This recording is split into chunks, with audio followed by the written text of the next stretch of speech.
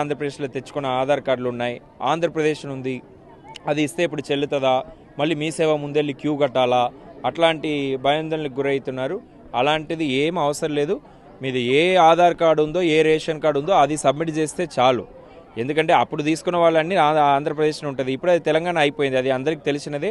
అది మనం వెరిఫై చేసుకుంటాం, ఏమి ఇబ్బంది లేదు.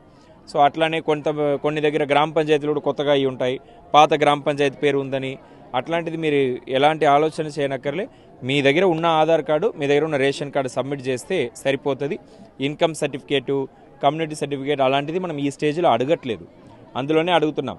మీ ఆదాయం ఎంత, కులం ఎంతను మనం అడుగుతున్నాం, కానీ సర్టిఫికేట్స్ అడగట్లేదు. సో అది దానికి కూడా ఎక్కడ కూడా ఇన్కమ్ సర్టిఫికేట్కి క్యూ కట్టడం అలాంటిది అవసరం లేదు.